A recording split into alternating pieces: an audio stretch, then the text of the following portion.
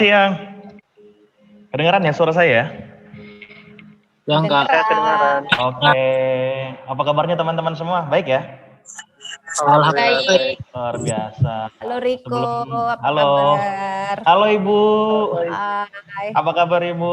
baik. Iya. Tuh, teman-teman sebelum kita mulai nih, ini kita udah kedatangan dua narasumber kita. Ada Ibu Etipa dan ada Pak Imam. Nah teman-teman, sebelum saya lanjut nih, saya ingin opening dulu nih, sambil nunggu teman-teman yang lain masuk ke dalam room. Biarkan saya menyapa teman-teman semua. Assalamualaikum warahmatullahi wabarakatuh. Salam. Oke, teman-teman semua apa kabarnya? Semoga kita selalu sehat dan dalam lindungan Tuhan sehari-hari kita. Dan di dalam masa pandemi COVID-19 ini, teman-teman harus tetap semangat biar kita bisa terhindar dari COVID-19. Nah, tentunya saya mengucapkan selamat datang di webinar HSA yang pertama dari kami dengan tema Prepare Yourself for Your Future from Scholarship. Nah, webinar seru untuk belajar gimana sih cara menyiapkan masa depan yang lebih baik dan mendapatkan beasiswa. Nah, perkenalkan teman-teman, saya Riko Samosir. Saya adalah seorang penerima beasiswa unggulan dari Kemendikbud RI, Program Magister Desain FSRD ITB, yang akan menjadi host webinar pada siang hari ini. Tapi sebelum itu saya ucapkan yang banyak-banyak terima kasih kepada Ibu Hetipa telah memperjuangkan kami, mahasiswa asal Kalimantan Timur, untuk bisa mendapatkan pendidikan yang lebih baik lagi, Bu. Terima kasih banyak. You deserve it, Riko. Selamat. Iya. Oke teman-teman, webinar kita hari ini cukup beda nih. Dari temanya udah keren nih, pembicaranya juga oke banget. Nah, untuk hari ini kita memiliki tema Prepare Yourself for Your Future from Scholarship. Nah, keren kan? Nah, selain tema, narasumber kita juga keren-keren nih. Ini sudah bersama kita ada Ibu Hetipa. Halo Ibu. Ya, teman-teman. Hai semuanya. Pasti nggak mungkin ya nggak kenal sama Ibu Hetipa ya. Bunda kita asal dari DPR mewakili Kalimantan Timur. Oke, kemudian kita di sini bukan hanya dengan Ibu Hetipa, kita kedatangan satu narasumber yang hebat juga, yaitu Pak Imam Rosadi yang merupakan seorang peneliti dari Hayander Lab yang bakal sharing nanti juga bagaimana sih pengalaman beliau bisa mencapai ke titik itu. Nah, iya nih aku penasaran nih Imam, pengen dengerin. Iya nih. Pak Imam nih, udah dinotis sama Ibu nih, Ibu sudah penasaran nih Pak Imam nih. Iya. Biar nanti cerita-cerita gimana sih? Kayaknya setiap orang punya kisah-kisahnya ya, seru deh. Iya Bu. Nah teman-teman untuk hari ini, sebelum kita masuk ke dalam materi, kita akan dalam 90 menit ke depan akan banyak mengupas bagaimana sih cara kita belajar untuk mendapatkan beasiswa dan menyiapkan masa depan yang lebih baik lagi. Dan saya meminta teman-teman untuk bisa open cam dan menonton atau mengikuti webinar kita pada hari ini hingga selesai. Nah, pertama-tama teman-teman, jika nanti ada pertanyaan, bisa langsung ditanyakan kepada narasumber. Nanti kita memiliki sesi tanya jawab, teman-teman boleh open voice atau ketik chat di kolom komentar. Kemudian yang peraturan nomor 2, saya memiliki peraturan buat teman-teman adalah saya meminta teman-teman dilarang untuk berkata kasar dan mencemooh di dalam kolom komentar. Tapi saya yakin sih teman-teman di sini pasti berkata baik ya, dan juga bertanya dengan pertanyaan yang keren-keren di kolom komentar. Dan yang ketiga, teman-teman, saya harap dari agenda kita kali ini kita masih bisa bertemu nanti di kesempatan-kesempatan selanjutnya. Nah, tanpa berpanjang-panjang lagi, di sini saya ingin mempersilahkan dari abang saya, Bang Ulfa, udah hadir bersama saya di sini untuk memberikan dua patah kata sebelum kita masuk ke dalam materi. Halo semuanya. Halo, hai, apa kabar Bang? Baik, alhamdulillah.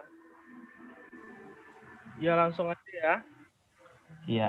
Ya, bismillahirrahmanirrahim. Assalamualaikum warahmatullahi wabarakatuh untuk teman-teman semua. Yang terhormat Ibu Hetipa, Ibu kita semua, dan tentunya narasumber Bapak Imam. Pertama-tama saya ucapkan terima kasih untuk teman-teman yang sudah berkenan hadir, meluangkan waktu untuk sharing pada siang hari ini. Hetipa Scholarship merupakan kumpulan teman-teman penerima beasiswa aspirasi Ibu Hetipa yang bakal sharing bersama kepada teman-teman semua, kepada penerima, kepada masyarakat umum juga. bagaimana nantinya program-program baik seperti hari ini akan terus terulang tiap bulannya dengan tema-tema yang berbeda, dengan pembicara-pembicara yang hebat juga seperti Pak Imam dan Bu Etiva. Bagaimana kita bisa share sama berbagi informasi baik, dan tentunya untuk teman-teman semua jangan lupa jaga kesehatan lagi pandemi seperti ini. Kita harus tetap memiliki pola hidup sehat dan bersih untuk menjaga imun kita tetap baik. Mungkin saya nggak panjang lebar teman-temannya, langsung aja sekian dari saya. Saya kira nanti pada saat diskusinya ada kekurangan, kami selaku panitia mohon maaf, dan selamat menikmati diskusi kita sore hari ini. Mungkin sekian. Terima kasih. Wassalamualaikum warahmatullahi wabarakatuh. Waalaikumsalam warahmatullahi wabarakatuh. Terima kasih Bang Ulfan atas sambutannya. Kini teman-teman saya rasa udah lebih mengerti apa itu Hetiva Scholarship Association. Nah, teman-teman kita udah dengar nih sambutan dari Ketua HSA, kemudian kita akan masuk nih ke dalam materi nih. Udah siap ya teman-teman semua ya? Oke, tanpa berlama-lama lagi, langsung saja kita panggil. Kita mulai pemaparan materi pertama kita dari Ibu Hetiva. Waktu dan tempat dipersilakan Ibu. Wow, aku tadi udah siap-siapnya mau dengerin dulu nih Imam gimana kisahnya. Tapi nggak apa-apa, nanti kan saya juga akan bergabung sampai akhir ya. Pertama-tama tentunya saya terima kasih sekali. Sepertinya kok suaranya nggak ini ya. Sorry Riko, suara gimana? Oke nggak? Oke Bu, oke. Kedengaran jelas. Ada yang bantu saya share screen atau saya ini sendiri? Ulfan bisa ya? Oke deh. Terima kasih ya teman-teman. Sambil nanti saya juga di sela-sela diskusi ini akan sharing pengalaman pribadi ya. Tapi karena saya juga adalah kebetulan saat ini merupakan anggota DPR yang bergerak di bidang pendidikan atau di Komisi 10, saya juga ingin sekaligus membuka horizon atau wawasan kita gitu ya tentang kebijakan-kebijakan terkait dengan pendidikan, khususnya yang terkait dengan beasiswa. Jadi sebenarnya seperti kita sudah hafal semuanya ya, bahwa mencerdaskan kehidupan bangsa itu adalah tugas konstitusional dari terbentuknya negara kita, itu kan tujuannya ini. Ini sudah ada di dalam pembukaan Undang-Undang Dasar Negara Republik Indonesia. Sehari setelah kemerdekaan sudah jelas nih amanat ya.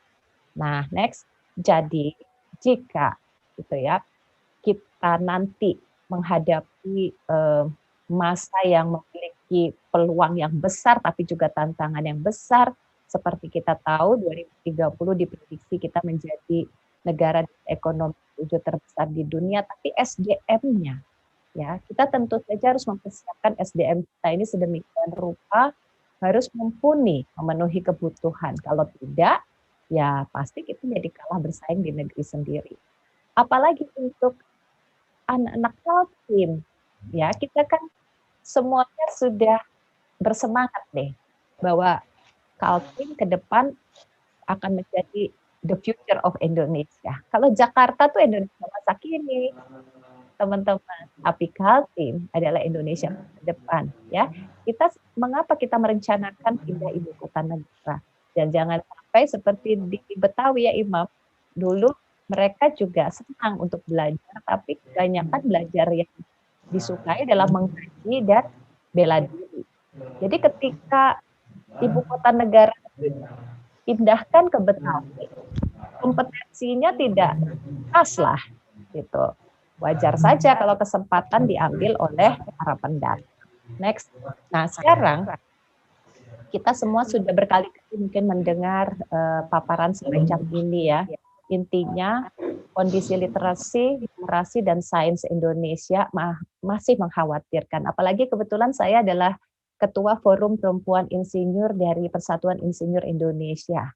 Ya, jadi kita betul-betul juga ingin bukan saja laki-laki tapi anak perempuan gitu ya mau juga mendalami bidang-bidang seperti sains, teknologi, ya, dan lain-lainnya. Yang mungkin selama ini dianggap sulit, ya, dan padahal masa depan kita sangat tergantung kepada penguasaan kita akan teknologi. Ya, kalau tidak, pasti kesempatan-kesempatan kerja baru yang akan terbuka itu tidak akan kita bisa isi. Itu teman-teman, intinya sih seperti itu. Nah, lanjut, kami tentu saja di DPR mensupport mensupport supaya kita bisa meningkatkan kondisi ini menjadi lebih baik. Jadi setiap tahun tuh peringkat kita tuh harus ditingkatkan, benchmarknya biasanya seperti PISA ini menjadi ukuran ya teman-teman. Nah, sampai saat ini sebenarnya proporsi penduduk Indonesia yang berpendidikan tinggi itu masih sedikit. Jadi seperti Riko, apalagi S2, apalagi bidangnya desain komunikasi visual, kamu top banget deh sama teman-teman yang bisa melanjutkan sampai S2. Itu adalah sedikit dari orang-orang yang beruntung. Nah, kalau saya dulu ketika saya mendapat satu kesempatan, pertama untuk belajar bahasa Inggris dulu. Waduh, itu saya senang banget gitu ya. Karena waktu itu saya bekerja di sebuah lembaga penelitian yang lebih banyak mungkin semi volunteer karena saya suka gitu. Tapi saya diberi kesempatan di waktu kerja saya boleh kursus bahasa Inggris. Tiba-tiba oleh bos saya, ya, saya dibayarin tuh lesnya. Nah, hal-hal seperti itu adalah satu keberuntungan dalam hidup dan saya tidak bisa membalasnya kepada bos saya itu karena dia juga nggak perlu saya balas gitu ya kebaikannya. Tapi saya ingin membalasnya itu melalui cara lain, di mana kebetulan saya juga mendapat kesempatan sekarang di dunia pendidikan, nanti juga Riko mungkin seperti itu, gitu. Sekarang kamu dapat kesempatan, teman-teman, Ulfan dapat kesempatan seperti Ulfan sekarang luar biasa, saya lihat semangatnya membantu anak-anak Kaltim lain, teman-temannya, bahkan juga yang di luar Kaltim jika dia berpotensi tapi tidak memiliki kesempatan mengikuti pendidikan tinggi.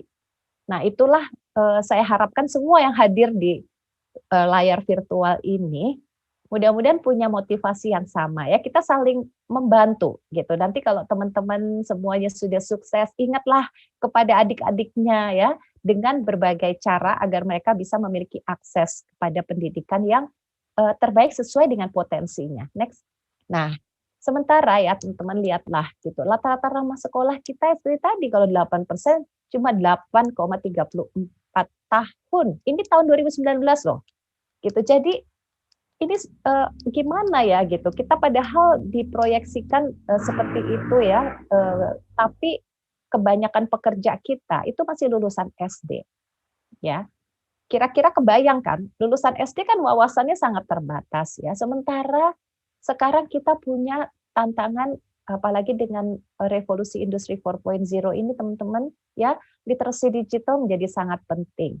Nah, oleh sebab itu kami sangat senang ya ada beberapa orang Kaltim nih yang akan jadi motor nanti menjadi pionir-pionir ya untuk kemajuan kita di memasuki revolusi digital di Kaltim. Lanjut. Nah, itu kemudian soal beasiswa nih kita masuk. Jadi memang terbukti ya bahwa pendapatan anak-anak miskin ya setelah dewasanya tuh jauh lebih rendah dari mereka yang tidak tinggal di keluarga miskin. Jadi memang sebenarnya kalau kita sekarang ingin membantu keluarga-keluarga miskin itu, ya maksudnya tidak harus langsung beasiswa, tapi selalu dikaitkan juga seperti program PKH dan lain-lainnya, itu selalu dikaitkan sama sekolah. Jadi kalau kita bantu, ada misalnya cash transfer kepada masyarakat miskin, kita syaratkan dengan catatan anak mereka nggak boleh drop out. Kalau drop out nggak dikasih bantuannya, gitu. Harus digituin gitu supaya anak-anak mereka juga bisa terangkat gitu ya, walaupun ada banyak juga keluarga-keluarga seperti saya pernah karena dulu kan saya dapilnya Kaltara juga ya, ada 50.000 anak-anak TKI yang kerja di Malaysia, mereka nggak bisa sekolah di sekolah kebangsaan, tapi kita juga nggak menyediakan pendidikan, jadi malah anaknya tuh jadi lebih bodoh dari orang tuanya gitu. Nah ini yang merupakan kewajiban negara ya, jadi kita harus inti kata gitu ya, kalau memang sekarang masih banyak kesenjangan, kita harus menjembatani ini. Nah, saya kira kalau memang kita ingin mengangkat atau mengungkit kehidupan satu keluarga, sebetulnya beasiswa ini sangat strategis sekali. Nah, lanjut, oleh sebab itu kami sangat mendukung ya berbagai program. Nah, pernah waktu saya di Komisi 10 tahun yang lalu, kami mendapat banyak keluhan kalau anak-anak khususnya yang sekolah ke luar negeri. Itu kalau dari Januari sampai Maret tuh bisa puasa dulu katanya gitu ya Imam. Soalnya anggaran negara kan baru diketok bulan Desember, baru mulai di awal Januari, kadang-kadang perlu waktu, birokrasi dan sebagainya untuk transfer ke mereka yang sekolah. Nah, oleh sebab itu kita dukung adanya semacam endowment fund gitu ya, makanya LPDP ini adalah bentuk beasiswa yang sebenarnya terobosan gitu ya, tapi juga ada beberapa beasiswa lain gitu ya, karena ada juga beasiswa itu kan dua macam sebenarnya. Ada yang untuk mereka karena secara ekonomi tidak mampu, ya, tapi harus diberi akses. Ada yang sebenarnya karena prestasi.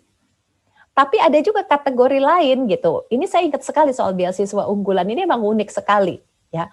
Kalau beasiswa unggulan itu sebenarnya gini, banyak gitu ya orang-orang atau karena saya merasakan sendiri, Mas Imam. Dulu itu saya kan gagal berkali-kali beasiswa. Karena apa? Dulu saya di ITB, saya lulus dari ITB, IPK saya nggak begitu bagus. Dan banyak aktivis ya kan, saya dulu ketua himpunan ya, jadi banyak aktivitas di sana sini gitulah ya.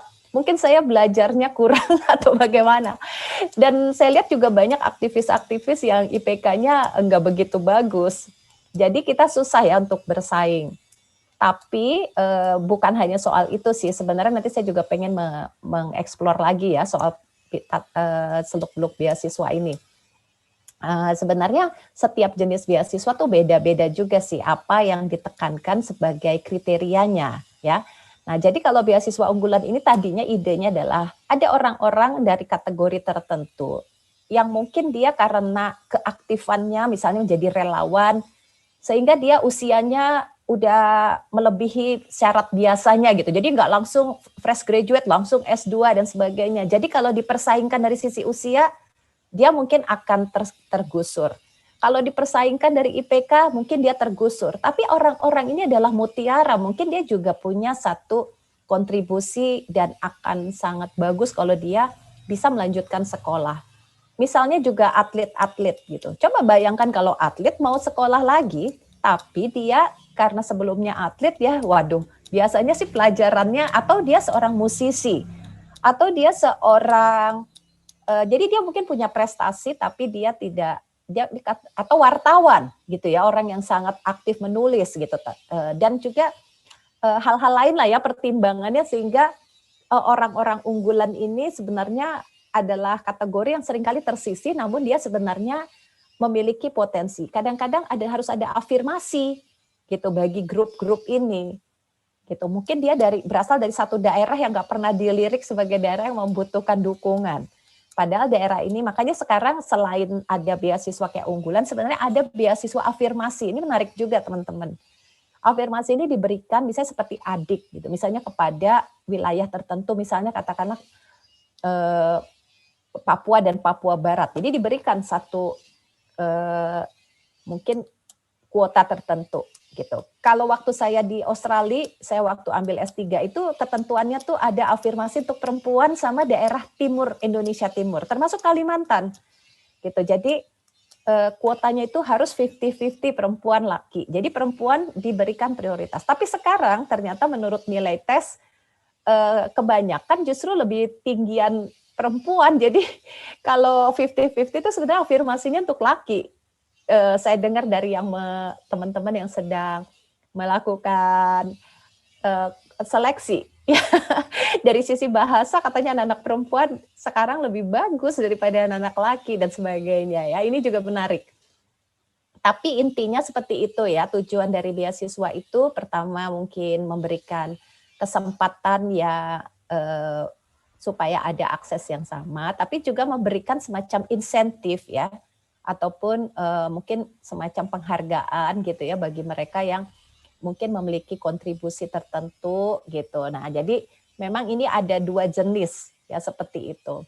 Nah, kalau di luar negeri kan pasti banyak sekali ya dan juga swasta ataupun filantropi yang menawarkan beasiswa juga. Bahkan ikatan-ikatan alumni seperti saya di ITB pun kita ada ikatan orang tua murid yang kita sumbangan. Mungkin kalau ada anak-anak yang kelihatan kurang mampu ya, waktu itu karena dari pemerintah juga nggak banyak ya beasiswanya. Biasanya selalu saja ada kesempatan gitu ya. Bahkan instansi-instansi tertentu di Indonesia seperti BUMN sekarang punya banyak juga ya. Kemarin saya ketemu Pak Erick Thohir dan sangat semangat beliau juga untuk memberikan program-program beasiswa. Nah, jadi problemnya adalah pertama bagaimana kita mengetahui bahwa ada satu beasiswa yang tersedia dan kemudian bagaimana kita menyiapkan diri untuk bisa pertama harus semangat dulu ya membuat aplikasi, sebab kalau kita membuat aplikasi aja belum tentu diterima seperti Riko dan kawan-kawan kan waktu itu juga akhirnya kita seleksi dulu gitu, bukan dari sisi ketersediaannya tapi karena itu beasiswanya sangat khusus, kita lihat juga apakah bakatnya ke situ. Kalau tidak, mungkin dia nanti akan kesulitan mengikuti pembelajarannya. Jadi kita juga harus memahami gitu ya. Kalau dulu di waktu zaman saya, mohon maaf ya, saya kan udah tua banget nih, Cia. Eranya ibu-ibu kalian loh nih. Sebenarnya saya tadi berharap ya kalau anak saya lagi nggak sibuk mau saya ajak juga karena mungkin agak beda pengalamannya Mbak Kaca. Tapi kalau saya waktu itu gini kisahnya. Nah, saya mencoba dulu kan beasiswa dari waktu itu Australia kan ada semacam ADS ya, Australia Development Scholarship. Nah, tapi saya gagal juga waktu itu karena Australia juga berubah-ubah teman-teman. Ada masanya ketika dia misalnya memprioritaskan waktu itu kebetulan habis bom Bali atau gimana ya, atau peristiwa apa ya, sehingga mereka sangat mengharapkan masalah-masalah yang terkait dengan toleransi keagamaan tuh dikuatkan, hubungan antar negara dikuatkan. Maka mereka yang beralumni dari IAIN, Institut Agama Islam dan sebagainya itu justru malah diprioritaskan. Misalnya gitu. Jadi beruntung kan teman-teman saya yang berasal dari itu. Nah, makanya kita harus benar-benar lihat apa nih tema yang lagi jadi kepedulian. Misalnya sekarang soal COVID ya, mungkin bisa jadi beasiswa-beasiswa untuk hal-hal yang terkait dengan baik itu kesehatan atau mungkin teknologi dan sebagainya, mungkin jadi lebih terbuka lebar ya bagi kita. Nah itu, jadi next. Tiap tipe beasiswa ini nanti beda-beda syarat-syaratnya. Nah, kami sendiri tentu saja ya dalam pemberian beasiswa di Indonesia ya berusaha agar dari sisi pengaturannya juga ada semacam cantolan lah gitu supaya jangan sampai beasiswa ini kadang tahun ini ada, tahun depan tidak ada gitu. Kalau bisa tiap tahun tuh berkelanjutan. Jadi jangan sampai ada kejadian gitu ya. Kemarin tuh kalau nggak salah yang tahun 2018 ya, mereka yang dapat beasiswa Mas Imam kalau nggak salah program doktor untuk dosen-dosen gitu ya, karena terus ada perubahan kebijakan, terus mereka ada yang jadi kececer gitu. Untuk tahun berikutnya tuh batch berikutnya biasanya otomatis dari kampus-kampus diterima dan langsung diberi beasiswa tiba-tiba berhenti. Nah, hal seperti itu yang sebenarnya kita tidak harapkan ya, dan itu tugas kami di DPR. Next, jadi kita punya beberapa undang-undang, teman-teman, gitu ya, di pasal-pasal tertentu, ini menjadi pegangan kita agar peserta didik itu bisa ya mendapatkan biaya pendidikan, terutama bagi yang orang tuanya tidak mampu. Nah, jadi ini menjadi satu, ibaratnya tuh, amanat lah gitu. Kalau udah ada di undang-undang, maka kita juga harus.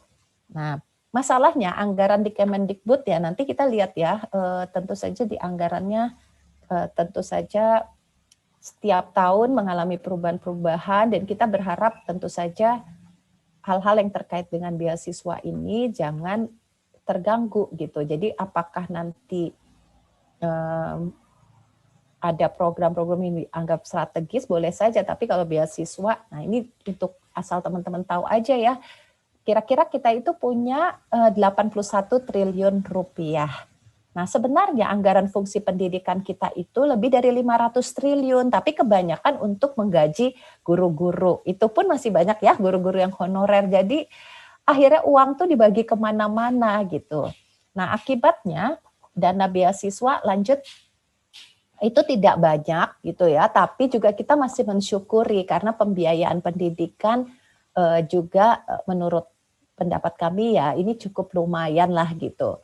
Terutamanya untuk anak-anak di SD, SMP, SMA berupa PIP dan juga untuk KIP kuliah. Nah, hanya kita sedang bernegosiasi terus dengan Kementerian Keuangan gitu. Apakah bisa nilai UKT itu kan beda-beda. Kenapa biaya KIP-nya itu sama gitu, sehingga itu menyulitkan. Nah, problemnya kalau kita ikuti dan tuntas untuk semua jurusan, akibatnya mungkin nanti jumlah yang menerimanya, misalnya ditargetkan 1 juta mahasiswa, sekarang bisa berkurang gitu. Nah, adik ini ya itu tadi beasiswa afirmasi, itu untuk mereka yang berasal dari Kaltara misalnya, itu bisa menggunakan beasiswa yang adik ini, jadi diberikan kuota tersendiri ya, mungkin dari Mahakam Ulu juga bisa pakai, karena ini untuk daerah perbatasan dan daerah-daerah pedalaman diprioritaskan. Seperti itu. Lanjut. Nah, kalau yang soal, mungkin nanti yang soal PIP ataupun KIP, saya kira nggak perlu terlalu panjang, teman-teman juga mungkin nanti bisa dapat materinya ini ya nanti melalui Ulfan ya sebagai supaya kita tahu bahwa ada program ini apa tujuannya dan tolong teman-teman bantu juga ya misalnya nanti tahun 2021 jangan sampai ada tetangga kalian atau anak-anak di seputaran ataupun di sekolah-sekolah di mana mereka sebetulnya baik sekolah negeri maupun sekolah swasta itu kesulitan tapi tidak tersentuh. Nah, sebenarnya makanya tugas dari DPR itu salah satunya adalah tadi menemukan melalui tangan-tangan kalian lah, karena saya juga tangannya cuma 2 dan waktunya juga sedikit untuk bisa mengunjungi 15 kabupaten kota waktu itu ya, sekarang 10 kabupaten kota, itu sangat terbatas sekali kemampuannya, apalagi masa COVID seperti ini. Jadi saya mohon sekali bantuannya nanti untuk menjadi jembatan gitu ya, agar tidak ada satupun anak-anak di Indonesia yang sampai drop out lah karena COVID ini gitu. Nah, kalau soal saya kira mungkin untuk KIP dan lain-lainnya kita tidak perlu ini ya, next aja ya. Karena ini penting, tapi beasiswa seperti KIP ini banyak sekali mungkin masukan-masukan nanti terkait dengan tata cara pendaftarannya ya, dan juga nah kemudian juga ada LPDP ya, kemarin juga Direktur LPDP yang kebetulan juga teman seangkatan saya, sekarang direkturnya sudah sempat ya mungkin sebagian dari teman-teman ikut diskusinya yang dilakukan oleh HSA juga. Nah, memang LPDP ini juga mengalami beberapa mungkin penyesuaian ya yang untuk tahun ini mungkin juga agak berbeda dengan sebelumnya. Kadang-kadang tadi memprioritaskan dosen, kadang-kadang juga tadi untuk S3-nya sekarang jadi tidak ini. Nah, ini yang kita sebenarnya sangat menghindari. Di satu sisi tentu saja kita memang harus melihat mana yang menjadi prioritas pada satu masa. Nah, oleh sebab itu teman-teman kalau kita tuh mau sekolah lagi, itu ada berbagai hal ekosistem di seputar kita yang sangat mempengaruhi. Pertama kan kesiapan diri kita sendiri, gitu. Nah, kita sendiri, keduanya tadi kebijakannya, gitu. Kalau kebijakannya berubah-berubah gini kan jadi untung-untungan lah ibaratnya ya. Kalau tahun ini kita lagi beruntung, kebijakannya lagi pas sama kategori yang kita inginkan ataupun persyaratan yang diinginkan tuh sesuai dengan apa yang kita miliki. Nah, ini tadi mungkin beberapa informasi ya terkait dengan beberapa kebijakan yang terkait dengan dana abadi pendidikan ini, sumbernya dari APBN dan juga pendapatan-pendapatan negara lainnya. Nah, inilah yang kemudian salah satunya digunakan untuk beasiswa. Lanjut ya, mungkin. sementara ini seperti kita tahu ya, jadi penerimanya cukup banyak, tapi tetap masih kurang cukup dibandingkan yang membutuhkan.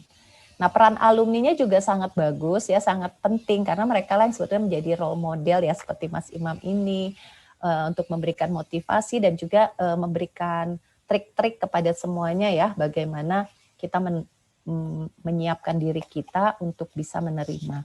Nah, lanjut mungkin terkait dengan sumber-sumber beasiswa lain tadi ya teman-teman, kan tadi ada juga beberapa lembaga akademik yang memberikan juga konsultasi studi untuk di beberapa negara.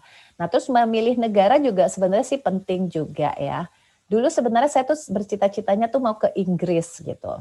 Tapi kebetulan Mas Imam karena waktu S3, tunggu saya cerita yang mana dulu ya. Oke, S2 dulu deh.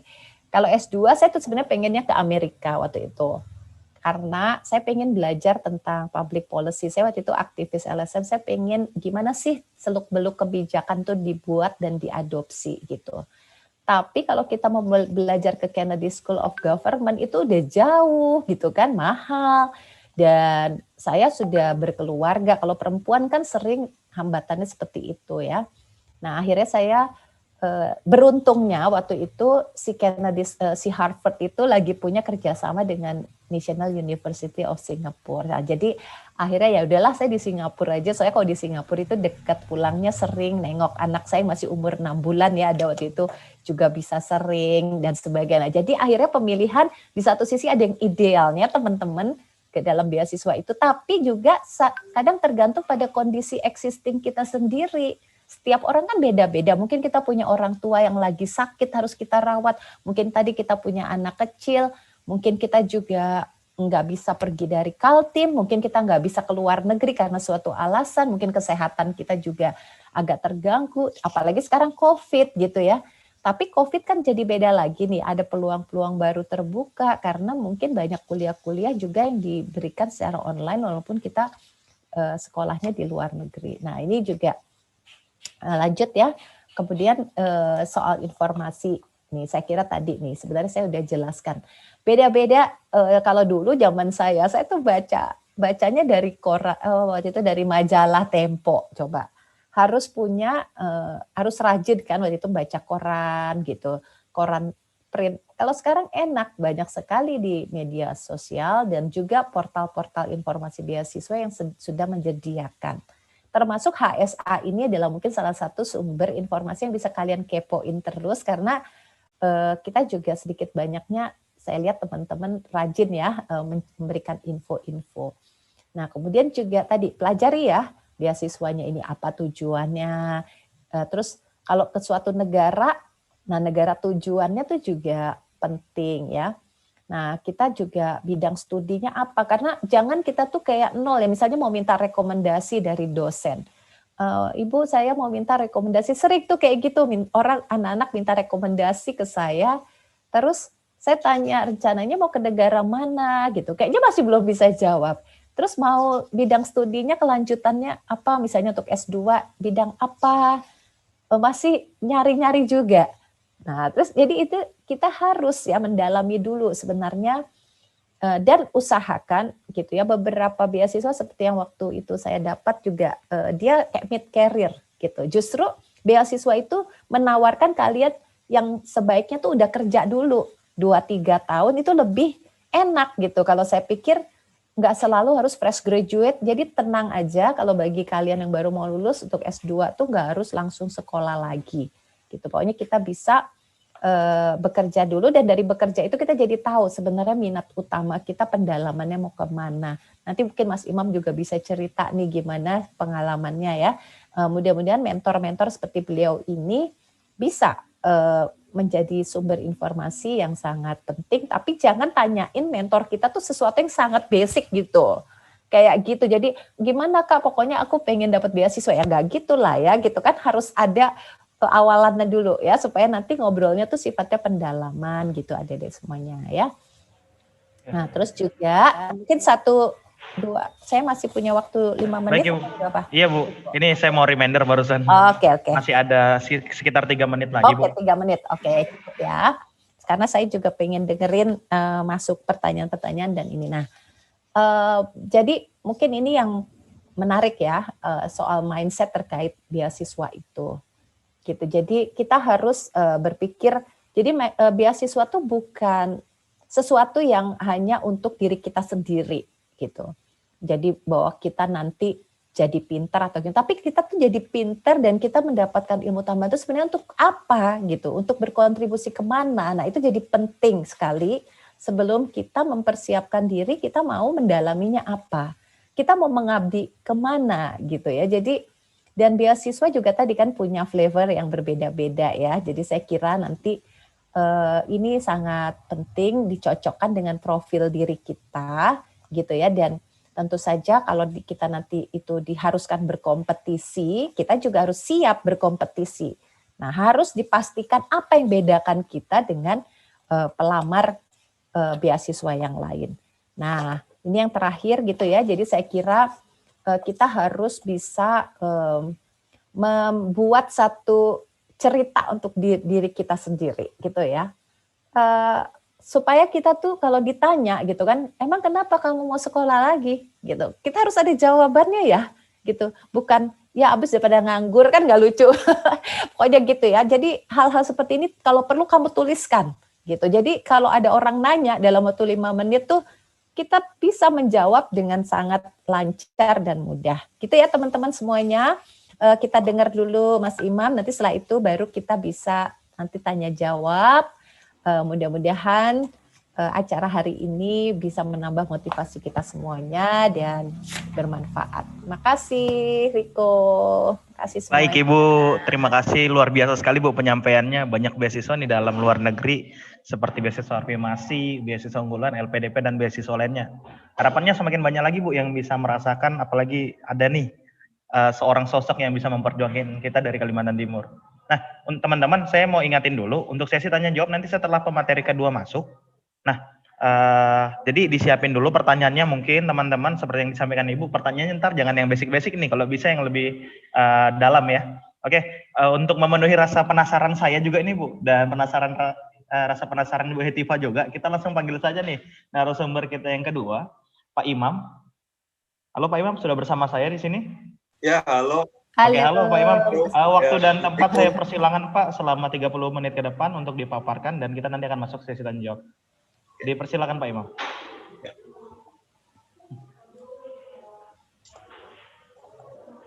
Oke. Baik, Assalamualaikum warahmatullahi wabarakatuh. Sebelumnya mungkin saya mau mengucapkan sepertinya saya akan punya fans baru. Saya ngefans dengan Ibu Hetiva, bagus sekali. Saya nggak nyangka ternyata di Kaltim juga ada sosok seperti beliau yang memperjuangkan teman-teman untuk bisa mendapatkan beasiswa. Makasih Mas Imam. Sama-sama. Mungkin di sini saya akan mengawali presentasi, sebagian udah dijelaskan Ibu Hetiva, nanti saya akan sharing sedikit terkait bagaimana saya bisa mendapatkan beasiswa tersebut. Oke. Perkenalkan, nama saya Imam Rosadi. Saya sebenarnya lahir dan besar di Samarinda. Hanya saja saat ini saya kerja di Jakarta. Lebih tepatnya saya seorang peneliti di salah suatu perusahaan swasta. Tapi mungkin nanti nggak lama lagi juga akan balik ke Samarinda untuk mengabdi. Jadi mungkin bisa bertemu langsung dengan teman-teman nanti jika ada mau yang diceritakan. Oke. Slide. Oke, pertama saya mencoba mengambil ya apa sih arti beasiswa itu berdasarkan Kamus Besar Bahasa Indonesia. Beasiswa itu adalah tunjangan yang diberikan kepada pelajar atau mahasiswa sebagai bantuan biaya belajar. Jadi yang namanya beasiswa sifatnya tunjangan, itu ada yang tadi udah dijelaskan parsial dan ada yang full. Bergantung pada beasiswa yang kita tuju. Nah, ada beberapa jenis beasiswa, mungkin secara garis besar bisa digolongkan menjadi 3. Yang pertama, sumbernya bisa dari pemerintah, bisa dari swasta, kemudian cakupan pembiayaannya, tadi sifatnya apakah full, membiayain seluruh kehidupannya dari biaya SPP, buku, bahkan hingga transportasi atau juga biaya hidup. sebagian juga ada yang hanya spesifik kepada biaya hidup atau hanya biaya perkuliahan atau sekolah. Kemudian yang ketiga dari bentuknya tadi ada yang sifatnya bisa karena prestasi, jalur prestasi, baik itu secara akademis maupun non-akademis, atau ada juga yang bantuan. Mungkin ini secara garis besarnya. Pertama, sumber pembiayaan untuk beasiswa saya golongkan mungkin jadi 5 ya. Ada dari pemerintah. Pemerintah ini contohnya seperti Dikti atau LPDP, yang mana penyedia daripada beasiswa tersebut berasal dari pemerintah. Sifatnya juga umumnya sih kalau dari pemerintah sejauh ini full ya, baik itu tunjangan untuk biaya hidupnya maupun juga biaya kuliahnya. Namun ada juga beberapa beasiswa yang sifatnya parsial atau sebagian untuk terutama pada beasiswa-beasiswa daerah. Kemudian dari swasta. Nah, kalau dari swasta itu biasanya dari korporat ya. Jadi setiap perusahaan, terutama industri besar, itu memiliki kewajiban untuk mengabdi kepada masyarakat. Nah, beberapa industri itu berfokus kepada pendidikan, seperti ada beasiswa dari BCA, atau beasiswa dari Jarum, dan lain sebagainya. Kemudian ada dari negara maju.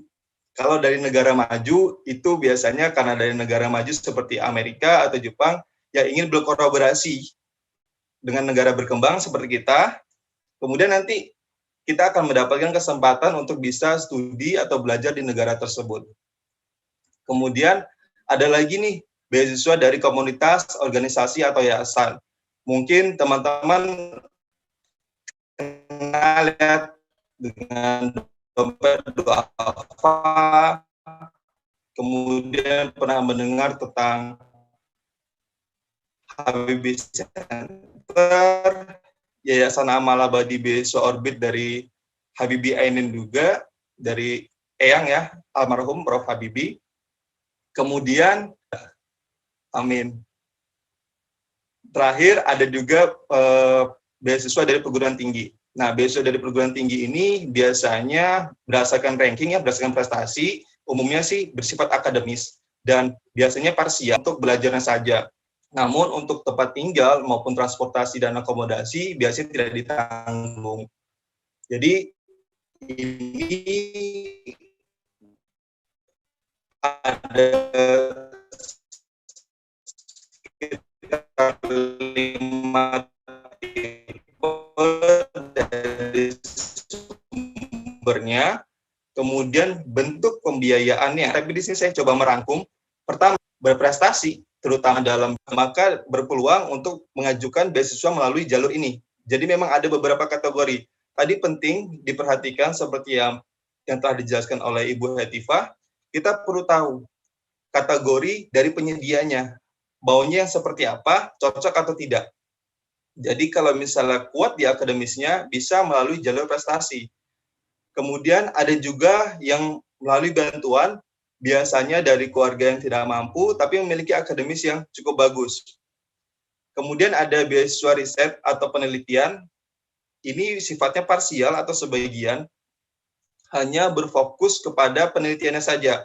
Kalau teman-teman yang udah mahasiswa ya, terutama untuk S1, atau S2, atau S3, mereka diwajibkan untuk melakukan tugas akhir. Nah, tugas akhirnya ini biasanya membutuhkan dana, terutama sains ya, cukup besar, dan itu dibuka dari baik dari pemerintah pusat maupun pemerintah daerah untuk mengajukan apply proposal penelitian. Kemudian ada lagi olahraga atau seni, dan ini udah terkonfirmasi, udah banyak sekali beasiswa dari jenis non akademik juga, jadi jangan berkecil hati, jika mungkin dari segi akademisnya masih kurang, masih bisa pakai jalur yang lain. Kemudian ada yang ikatan dinas, yang sifatnya biasanya penerima beasiswa akan diminta untuk bekerja atau mengabdi pada penyedia atau sponsornya. Biasanya sih 2N+1, jadi kalau misalnya masa kuliahnya 4 tahun, N-nya itu 4, maka mengabdinya sekitar 9 tahun. Sedangkan cakupan pembiayaan tadi ya ada full dan ada parsial. Yang full scholarship tadi meliputin semua dari akomodasi, kemudian dari SPP-nya dan biaya hidupnya, sedangkan parsial sifatnya hanya lebih kepada mungkin biayanya saja, biaya hidupnya saja, seperti Kaltim Cemerlang ya, atau sebagian juga ada yang pendidikannya saja. Saya mencoba mengambil beberapa contoh ya, terutama ini ada dari Dikti, dari pemerintah, ada yang namanya beasiswa unggulan dosen. Kalau beasiswa unggulan dosen Indonesia ini mungkin lebih ke dosen ya, yang udah S2 dan S3. Kemudian ada beasiswa PKPI, ini untuk dosen juga, karena ini lebih kepada teknis untuk bagaimana cara melakukan penelitian, menulis hasil riset atau penelitian. Jadi di kampus, universitas, itu ada namanya Tridharma Perguruan Tinggi. Pertama, dosen wajib untuk bisa ada tatap muka untuk mengajar, kemudian yang kedua, melakukan penelitian, kemudian yang ketiga, melakukan pengabdian masyarakat. Nah, luaran daripada penelitian itu umumnya adalah publikasi, baik itu artikel maupun paten. Nah, untuk bisa masuk ke jurnal atau publisher yang bereputasi internasional, umumnya cukup susah. Jadi perlu dilakukan semacam sekolah lagi untuk bagaimana sih cara menulis yang benar dan baik. Kemudian ini ada beasiswa bidik misi. Nah, beasiswa bidik misi ini bagus buat teman-teman, terutama teman-teman yang ada buat S1 juga, ada buat S2, bagi teman-teman yang mau ngambil untuk S1, ya dari teman-teman SMA, itu ada banyak kategorinya juga. Salah satunya tadi ada unggulan dan afirmasi. Kemudian ada PMDSU, ini buat teman-teman S1 yang udah punya pemikiran ingin menjadi dosen, bisa mengambil jalur ini, karena ini semacam fast track ya. Jadi nanti langsung bisa dapat gelar S3. Jadi S2 dan S3-nya langsung di-cover, dan itu lulus dalam waktu sekitar 4-5 tahun. Kemudian ada lagi beasiswa PPA. Nah, PPA ini yang sifatnya parsial dari Dikti, itu lebih kepada biaya hidup, sekitar 350.000 per bulan, atau mungkin sekarang rate-nya udah naik. Nah, ini adalah beasiswa LPDP yang menurut saya beasiswa dalam negeri yang cukup bergengsi ya. Tadi udah disinggung oleh Dr. Hetiva, bahwa secara garis besar, LPDP itu dikelompokkan menjadi 3 kategori. Pertama, umum, kemudian afirmasi, kemudian yang ketiga targeted group. Nah, yang umum ini ada yang reguler, ya, yaitu kalau misalnya teman-teman tidak memiliki mungkin prestasi baik itu dari segi akademis maupun non akademis, maka bisa masuk melalui jalur reguler. Kemudian untuk dokter-dokter spesialis juga bisa masuk ke jalur umum ini. Nah, untuk afirmasi itu bisa masuk dari teman-teman yang jalur prestasi, baik itu secara akademis maupun non-akademis, maupun bagi teman-teman yang tinggalnya di 3T ya, terluar, terdepan, dan terbelakang daerahnya. Itu memiliki kesempatan khusus dan punya kuota khusus. Jadi pastikan ketika melamar LPDP pun, masukkan kategori yang sesuai, karena masing-masing ada kuotanya dan masing-masing punya peluang yang cukup besar jika teman-teman apply di kategori yang pas. Kemudian ada namanya targeted group. Nah, kalau targeted group ini fokus kepada biasanya Polri, ASN, TNI, atau dosen-dosen. Perlu diketahui untuk beasiswa LPDP-nya saat ini untuk S2 dan S3 ya. Jadi untuk teman-teman yang masih sekolah, SMA, dan ingin melanjutkan ke S1 dan S1, itu mengambil beasiswa lain, beasiswa di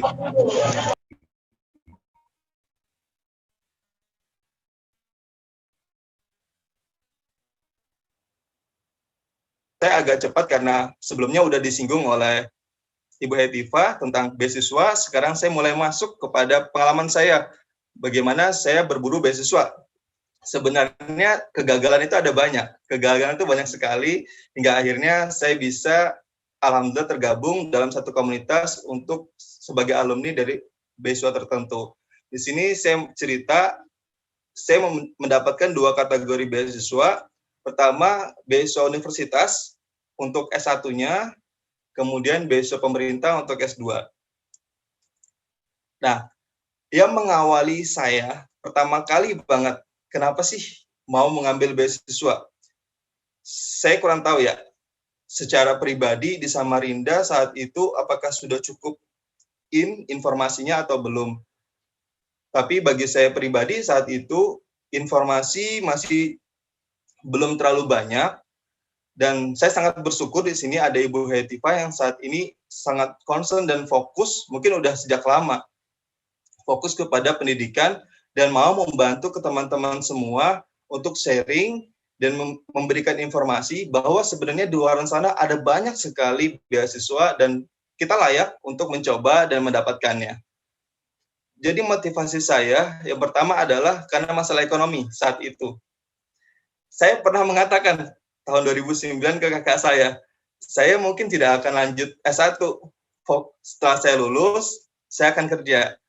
Saya dulu SMA di Madrasah Aliyah Negeri 2 Samarinda, yang saya lulusan tahun 2010. Nah, saya mau sedikit kilas balik.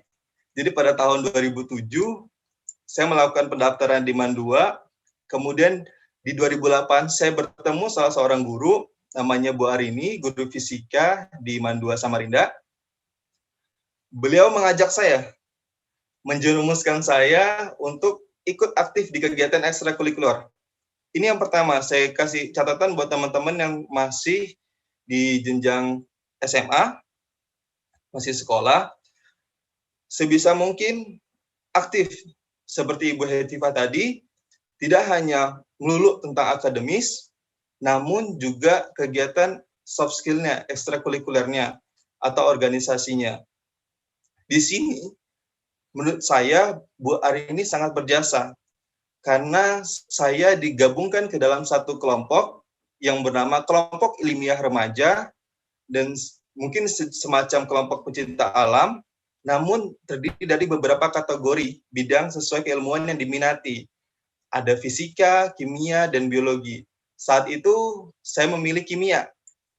Nah, tantangan awalnya adalah tahun 2008 akhir, di mana saat itu ada pengumuman informasi dari Kementerian Pendidikan dan Kebudayaan bahwa ada lomba yang bernama Lomba Penelitian Ilmiah Remaja tahun 2008.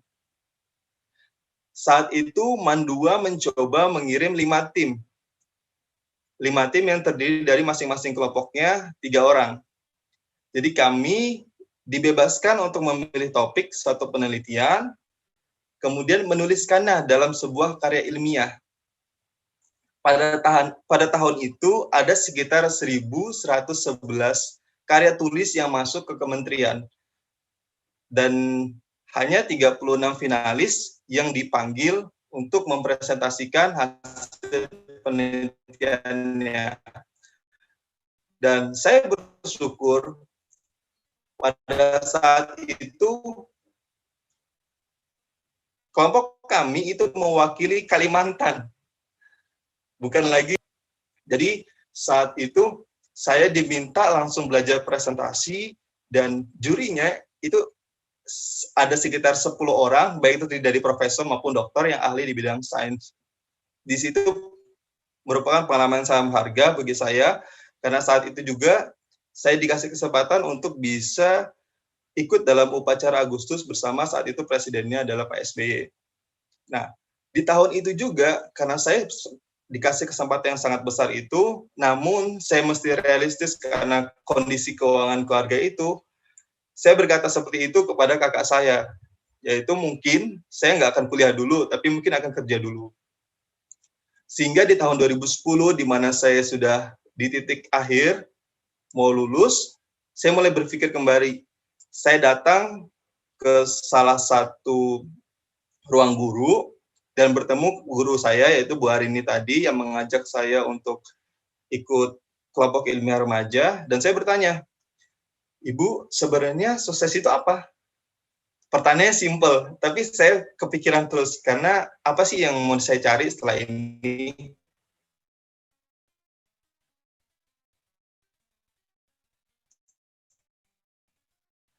Ibu hari ini hanya manfaat buat banyak orang, maka kamu telah mencapai kesuksesan tersebut. Sejak saat itu, saya coba keluar, kemudian berpikir menentukan pilihan. Saya masih ada dana jika hanya untuk mencoba apply ikut SNPTN atau ikut tes-tes ujian dari kampus-kampus tertentu. Akhirnya saya coba putuskan. Saya apply di UII, Universitas Islam Indonesia. Saat itu karena penelitian saya tentang sains dan saya sudah mulai memiliki arah. Saya suka sekali, saya cinta banget dengan sains, maka saya mau ngambil terkait entah itu biologi, farmasi, atau kimia. Saya ambil farmasi di Universitas Islam Indonesia melalui jalur rapor. Kemudian yang kedua, saya coba juga ikut tes SNMPTN pada saat itu di Universitas Mula Warman untuk program kimia. Kemudian saya coba lagi di Universitas Al-Azhar Indonesia, saat itu ada informasi beasiswa melalui jalur rapor, jadi saya kirim. Dan saat bersamaan juga saya coba untuk bayar untuk ujian di Poltekkes di Samarinda. Namun yang di Poltekkes saya tidak jadi, saya batalkan karena alhamdulillah sebelum saya ujian saya mendapatkan informasi mengenai bahwa saya lulus di UII namun secara reguler. Kemudian saya juga lulus di Unmul untuk jurusan kimia. Dan terakhir yang membuat saya bangga dan senang adalah saya lulus dan mendapatkan beasiswa di Universitas Al-Azhar Indonesia di Jakarta untuk jurusan biologi atau bioteknologi. Setelah saya istihoroh, saya sempat bertanya kepada ibu saya, almarhum ibu saya, yang mana yang mesti saya ambil, karena sebenarnya jika keluar dari pulau, ini pertama kalinya bagi saya untuk studi di luar pulau. Saya sempat berpikir untuk mengambil Unmul saja, tapi terpikir masalah dana tadi, sehingga setelah istihoroh dan konsultasi dengan ibu, maka saya putuskan untuk ambil di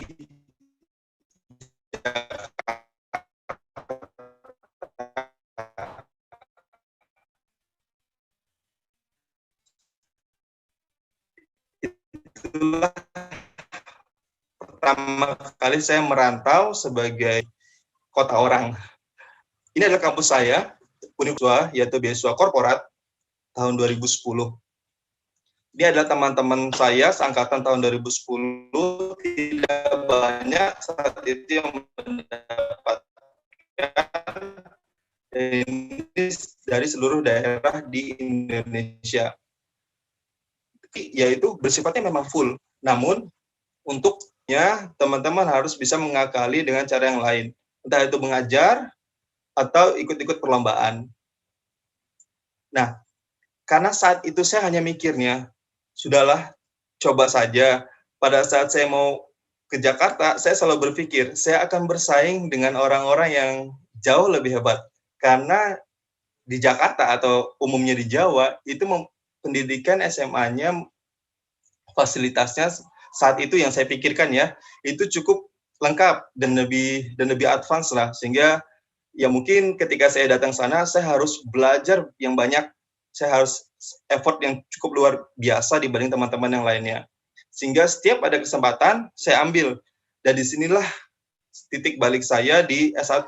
Ketika ada kegiatan organisasi, baik itu organisasi di dalam kampus maupun di luar kampus, saya ikutin semua. Di sini di Jakarta ada yang namanya Keluarga Pelajar Mahasiswa Kalimantan Timur, KPMKT. Saat itu, alhamdulillah saya juga dipercaya untuk ikut menjadi pengurus. Kemudian kegiatan-kegiatan seperti perlombaan, seminar, maupun training, dan pengabdian masyarakat tadi, terus saya ikutin. Alhamdulillah bonusnya pada saat itu, lulus, ini di luar ekspektasi saya dipercaya untuk menjadi mahasiswa terbaik di Universitas Al-Azhar Indonesia tahun 2014.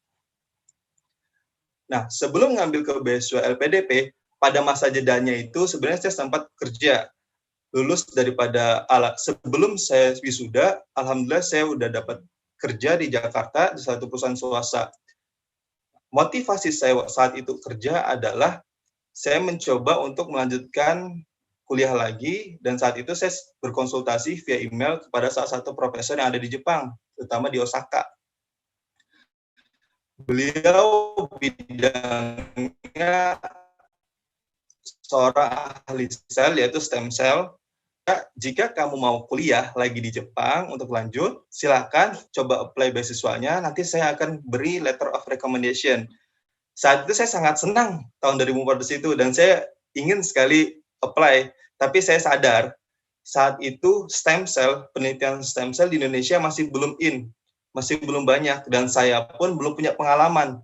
Jadi saya mencoba realistis, saya pikirnya hanya, saya nggak mungkin nih kalau kosong banget ke Jepang, nanti malu-maluin Indonesia, terlalu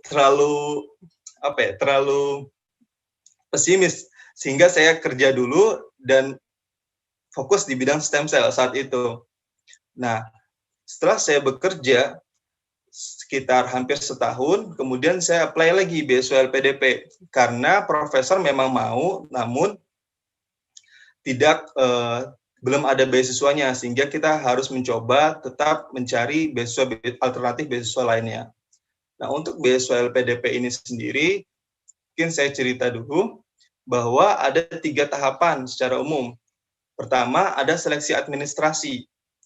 Seleksi administrasi ini melingkupi dari CV teman-teman semua, kemudian nanti masuk juga ke motivation letter-nya, kemudian essay. Nanti di essay-nya itu akan dilihat bagaimana kontribusi yang sudah dilakukan, sama rencana planning ke depannya apa aja.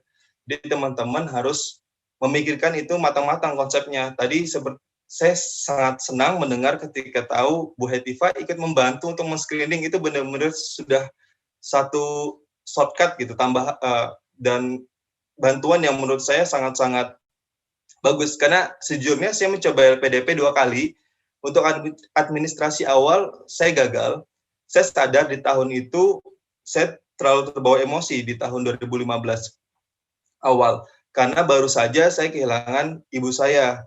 Jadi ketika saya menulis esainya pun, emosi saya terlalu meluap, saya sadar di situ. Kemudian setelah 2015 akhir, saya coba kontrol lagi, saya perbaiki, dan alhamdulillah saya tahu dan dikasih kesempatan. Ini merupakan foto setelah saya wawancara, yang alhamdulillah semuanya berhasil. Ada tes tertulis, ini berkaitan sama psikologi, dan ada namanya leaderless group discussion. Jadi kita dikasih satu tempat untuk berdiskusi. Kebetulan yang di foto ini adalah teman-teman diskusi saya.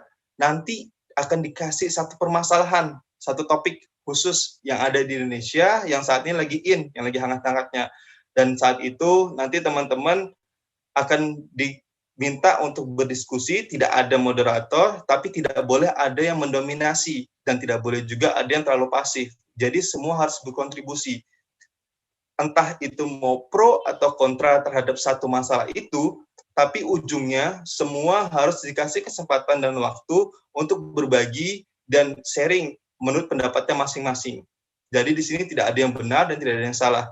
Lebih kepada manajemen dan menerima informasi dan juga bagaimana menyampaikannya.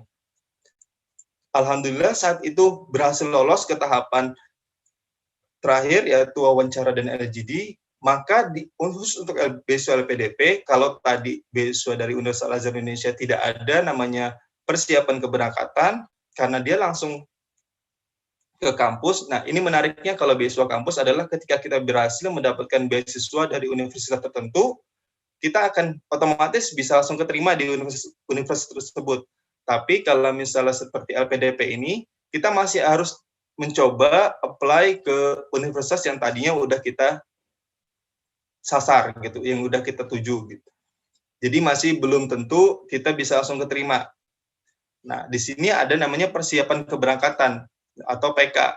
Saya merupakan salah satu alumni awardee dari LPDP PK 59. Jadi persiapan keberangkatan yang ke-59.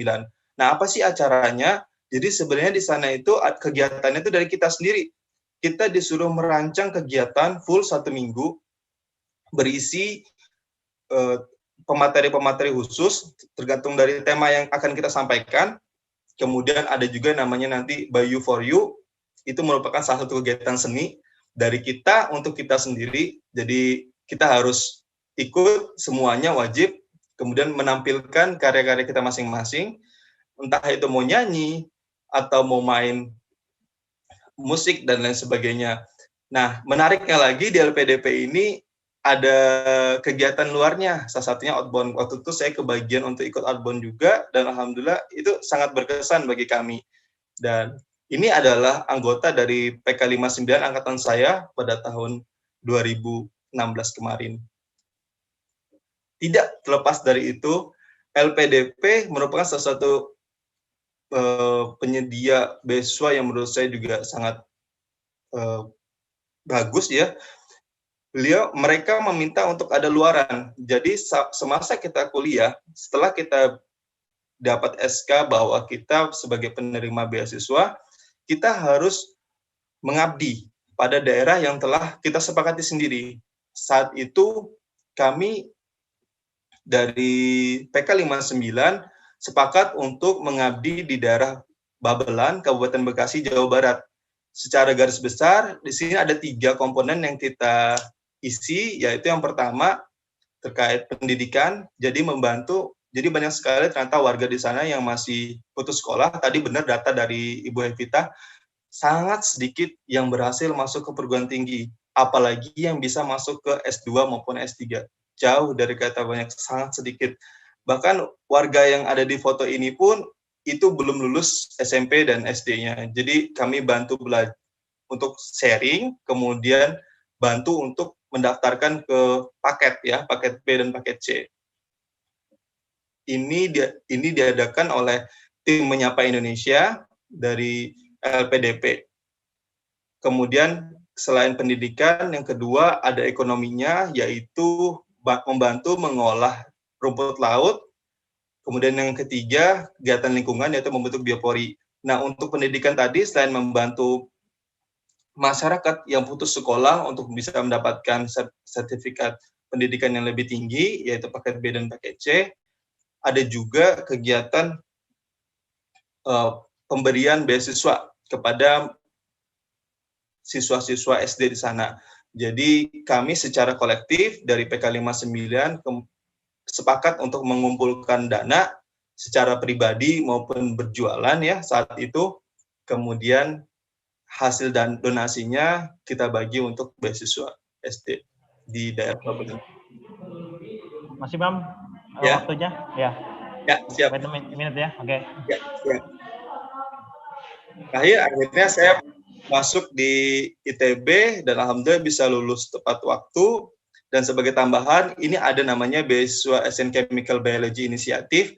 Jadi untuk beasiswa, selain dari beasiswa yang sudah saya sebutkan tadi, ada beasiswa yang meminta kita untuk bertemu kepada profesornya dulu, kemudian nanti sharing, setelah cocok, baru nanti apply ke beasiswa tertentu. Saran saya, dari sekian panjang itu adalah kosongkan gelas kamu. Jadi, dimanapun itu, ketika kamu belajar, pastikan bahwa kamu rendah hati dan kosongkan gelas itu untuk menyerap sebanyak-banyaknya ilmu. Sedikit tips terakhir mungkin, pertama, untuk beasiswa yang paling penting adalah persiapan. Jadi seperti kata Abraham, beri saya 6 jam untuk menebang sebatang pohon dan akan kugunakan 4 jam pertama untuk menajamkan kampaknya. Artinya apa? Fokus riset, rajin mencari informasi beasiswa, dan pastikan analisis bahwa kamu layak untuk masuk kategori tersebut atau beasiswa yang mana agar mengurangi kemungkinan untuk ditolak. Kemudian yang kedua, pelajari terlebih dahulu dan ukur kemampuan dirimu. Yang ketiga, mental yang paling penting. Harus berpikir positif.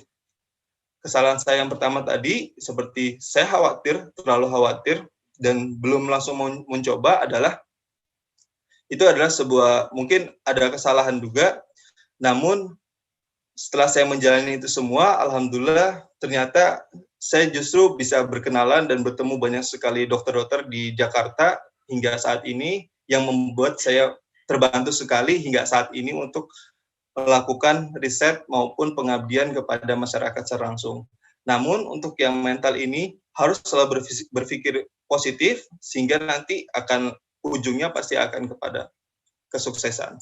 Terakhir, jangan lupa berdoa, pantang menyerah, dan persiapkan semuanya sebaik-baiknya. Ada sedikit quotes dari Bung Soekarno, bermimpilah setinggi langit, jika engkau jatuh, engkau akan jatuh di antara bintang-bintang. Ada juga quote dari Arab, ya, bekerjalah untuk duniamu seakan-akan kamu hidup selamanya. Jadi ketika kamu mempersiapkan beasiswa, persiapkan sematang-matangnya, sesungguh-sungguhnya, jangan setengah-setengah. Oke, terakhir, ini mungkin slide terakhir dari saya, yaitu ini pesan daripada Ibu Sri Mulyani Indrawati, ya, agar seluruh awardee LPDP merupakan bagian dari solusi bagi bangsa Indonesia untuk mencapai cita-cita Indonesia yang adil, makmur, beradab, dan bermartabat. Alhamdulillah, saya bersyukur sekali saat ini dikasih kesempatan untuk sharing. Semoga bisa bermanfaat untuk semua, dan semoga ini adalah bagian dari bakti saya untuk mengabdi kepada Indonesia. Terima kasih. Assalamualaikum warahmatullahi wabarakatuh. Oke, waalaikumsalam. Oke, teman-teman, semuanya mungkin sudah siap ya pertanyaannya ya? Nah, sebelum kita masuk ke dalam sesi tanya jawab nih, tadi saya ada di infoin kan pas di awal ada disampaikan Bu Etifa bahwa akan ada yang sharing juga nih dari teman-teman HSA juga ada ingin menyampaikan. Nih, tadi ada saya di notis untuk Kak Amirah Kaca. Oh iya. Ada bersama saya. Makasih. Hai semua. Halo, iya maaf Hai, nih Mbak Kaca. akhirnya bergabung telat. Iya. Tadi habis ada deadline kerjaan. Tapi akhirnya setelah selesai ingin bergabung menyapa semua di sini. Iya. Kita kedatangan spesial person nih untuk bisa sharing mungkin sedikit sebelum kita masuk ke dalam sisi tanya jawab. Mungkin Kak Kenal Amirah nggak sama Mas Imam, Mbak Kaca? Belum pernah ketemu langsung kayaknya, cuman pernah dengar famous soalnya. Iya. Sesama LPDP. Sesama. Iya. Mungkin boleh Kak Amirah Kaca untuk sharing dulu. Mungkin saya kasih waktu 5 menit nih untuk bisa sharing sama teman-teman gimana sih dulu waktu di LPDP biar teman-teman masih punya banyak referensi untuk bisa nanti lanjut studinya lagi. Mungkin singkat aja Kak ya. Iya, mungkin kenalan aja ya. Halo semuanya, perkenalkan nama aku Amirah Kaca, atau Kaca. Kalau aku sendiri dulu S1-nya di ITB, jurusan Teknik Industri. Dan pengalaman aku untuk beasiswa itu saat aku mengambil S2 di London, Inggris, menggunakan LPDP juga. Jadi saat itu saya dulu setelah lulus tuh dari ITB, saya bekerja di bidang IT, di bidang teknologi, namanya perusahaan IBM. Namun setelah beberapa tahun bekerja di situ, saya ingin mengubah karir saya karena saya tertarik sekali tuh belajar tentang kebijakan publik dan administrasi publik, karena selama saya bekerja di perusahaan IT itu saya melihat kok kayaknya kalau pemerintah bisa diperbaiki nih dengan sistem teknologi yang bagus, prosedur yang lebih bagus, itu pelayanan publik akan lebih bagus. Nah, karena itulah kalau misalnya saya ingin bekerja di bidang kebijakan publik, berarti saya butuh tadi pendidikan tambahan kan. Nah, jadi ini bisa juga masukan bagi teman-teman S2 itu selain mendalami lagi bidang yang sudah didalami, kalau tadi kayak Imam kan benar-benar menjadi seorang spesialis yang tadi dan akhirnya lebih mendalami lagi akademiknya, bisa juga untuk tadi melakukan yang namanya career shift, atau misalnya tadi perubahan karir. Misalnya tadi saya dari teknologi, tapi ingin belajar tentang pemerintahan dan kebijakan publik. Nah, saat itu karena saya ingin juga belajar dari negara lain ya, jadi kan kita juga ingin mencontoh nih negara-negara maju yang kenapa sih mereka pemerintahannya lebih efektif dan efisien, mereka pelayanan publiknya lebih bagus. Nah, karena itulah saya akhirnya ingin sekali kuliah di luar negeri. Nah, tapi kalau misalnya untuk biaya sendiri kan sangat sulit tuh. Akhirnya dengan adanya LPDP itu saya terdorong tuh untuk tadi apply, dan karena kebetulan saya keterima di sekitar 5 universitas waktu itu, ada 3 di Amerika, 2 di Inggris. Nah, untuk yang di Amerika saya keterima di Columbia University, Carnegie Mellon, dan Michigan. Kalau yang di Inggris saya keterima di London School of Economics dan Manchester, dan saya akhirnya memilih London School of Economics. Jadi memang kebetulan LPDP yang saya dapatkan itu namanya Beasiswa Presiden Republik Indonesia atau BPRI. Nah, itu adalah beasiswa yang khusus diberikan langsung oleh Pak SBY saat itu, saat beliau masih menjabat. Nah, salah satu kolega saya di beasiswa yang sama itu yang namanya Raini. Kalau teman-teman pasti udah pernah tahu kan Raini yang sekarang menjadi dosen di Universitas Negeri Semarang ya, di UNES.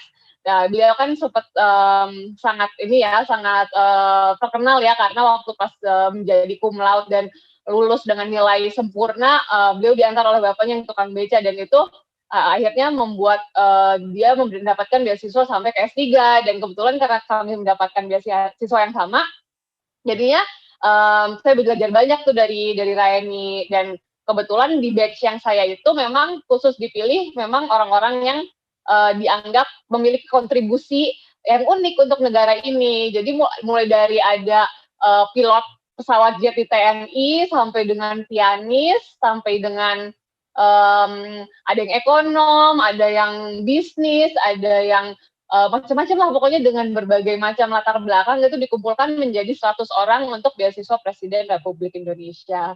Dan pengalamannya memang sangat menarik sih. Jadi mungkin salah satu yang menguntungkan dari beasiswa itu tidak hanya tadi kita mendapatkan kesempatan untuk mengejar mimpi, tapi kita juga akan bertemu dengan berbagai macam orang yang memiliki tadi mimpi yang sama untuk membangun negara. Jadi disitulah akan ada yang namanya tadi jejaring yang bisa digunakan, dan akan juga istilahnya akan bisa digunakan untuk kolaborasi bahkan setelah lulus nanti, bahkan untuk kayak 5 tahun, 10 tahun, dan 15 tahun yang ke depan. Nah, jadi tapi kurang lebih tips-tips saya nih bagi teman-teman yang mau melakukan yang mau mencari beasiswa, karena saya sering banyak nih, banyak banget sekali kan yang nanya-nanya ke saya, apakah saya ingin cari beasiswa dan lain-lain. Nah, itu pastikan saja niat kalian itu sebenarnya apa, dan apa yang bisa kalian, yang mau kalian kontribusikan, karya yang ingin kalian berikan. Karena sering banyak sekali yang ke saya kayak, aduh saya ingin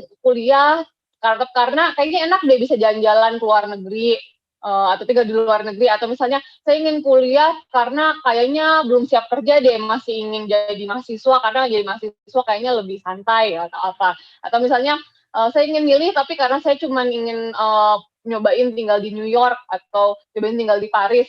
Nah, itu kan sebenarnya bukan motivasi yang baik ya, apalagi kalau misalnya motivasinya itu mau mencari beasiswa, apalagi itu dari uang rakyat. Nah, jangan sampai kita menjadi orang seperti itu. Gak apa-apa kita mau jalan-jalan, gak apa-apa kita mau cari pengalaman baru, gak apa-apa kita ingin istilahnya ingin memikirkan apa keuntungan bagi diri kita sendiri. Cuman kalau kita sudah mau berkomitmen tadi meminta gitu ya, meminta uang rakyat atau uang dari sponsor, itu jangan sampai kita melupakan, istilahnya kita hanya memikirkan tadi niat-niat yang ingin kita capai sendiri tanpa memikirkan apa kontribusi kita untuk yang lain gitu. Iya, Dan kalau kalian mindset yang Kak. masih yang seperti itu kemungkinan besar itu juga kalian nggak akan dapat beasiswa, karena yang menseleksi juga udah bisa melihat, udah bisa mencium lah motivasi kalian, kayak kalian tuh orangnya kayak gimana gitu, dan lain-lainnya.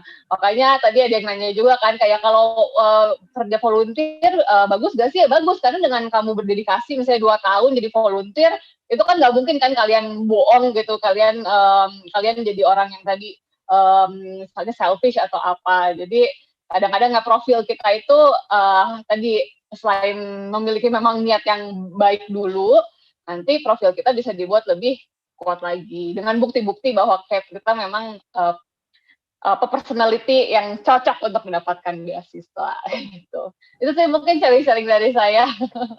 Iya Kak, thank you banget Kak sharingnya, motivation banget buat saya juga nih sebenarnya. Mungkin ke depan bisa kali ya sesi khusus nih sama Kak Amira Kaca nih. Ada boleh, apalagi biar teman-teman memang bisa dapat banyak pengalaman.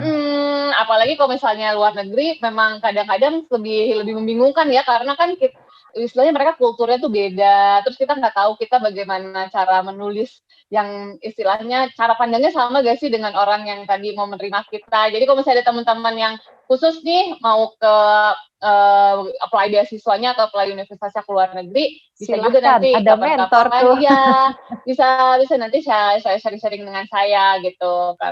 Benar-benar, oke. Karena waktu kita terbatas nih Kak. Iya, karena waktu kita terbatas, mungkin kita nanti bisa cari sesi lain nih. Aku pengen juga nih banyak belajar sama. Boleh. Nanti kita konek-konekan di IG aja, konek-konekan di IG atau apa nanti atau kita gampang lah, nanti pasti bisa. Oke, ntar di kolom Kita komentar ngobrol-ngobrol diketikkan lagi. aja kali IG-nya ya biar kita bisa follow. Oke, Siap. teman-teman, mungkin kita udah bisa masuk nih ke sesi tanya jawab. Ini saya lihat banyak sekali nih pertanyaan di kolom chat, teman-teman. Nah, sebelum saya coba masuk ke dalam sesi ini, saya ingin ngasih tahu juga nih bahwa ternyata kita punya door prize nih buat teman-teman semua bagaimananya. Nah, karena ini udah banyak nih yang nanya nih, saya batasi dulu nih untuk 3 pertanyaan pertama. Mungkin di sini teman-teman bisa raise hand-nya sama-sama. Atau siapa yang ingin bertanya, mungkin nanti saya akan persilahkan untuk open voice saja ya. Dan saya punya 3 hadiah door prize buat teman-teman semua nih, berupa adalah ya. Tuh, mungkin teman-teman yang ingin bertanya bisa angkat atau raise hand-nya di kemudian open voice, boleh?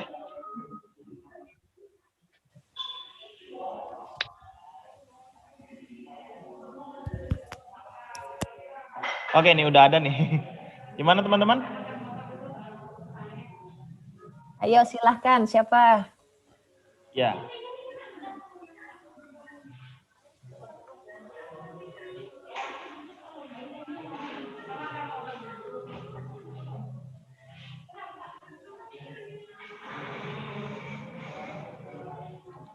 Oke, di sini ada Hafiz yang ingin bertanya. Hafiz, boleh on voice?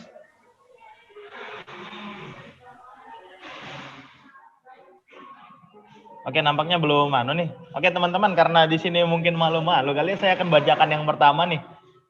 Karena tadi ada yang pertama banget nih nanya. Ini saya akan berikan kesempatan duluan nih. Ini pertanyaannya tertuju kepada dari Windy Winata, masih ada bersama saya di sini ya. Pertanyaan untuk Mas Imam dan Ibu Hetifah. Izin bertanya, untuk persyaratan esai dan lamaran beasiswa, Bu. Hal apa saja sih yang harus disiapin atau disampaikan yang sebaiknya bentar saya ulangin, hal-hal apa saja sih yang wajib disampaikan dan yang sebaiknya tidak perlu disampaikan di dalam esai agar bisa lulus ke tahap selanjutnya. Mohon dapat di bagian tips atau triknya agar bisa menjadi penerima beasiswa. Terima kasih, ini ditujukan kepada Pak Imam nih. Iya. Ya. Yuk Mas Imam dulu, boleh? Atau saya dulu? Dari boleh? Windy Silakan Mas Imam Winata. dulu deh. Kalau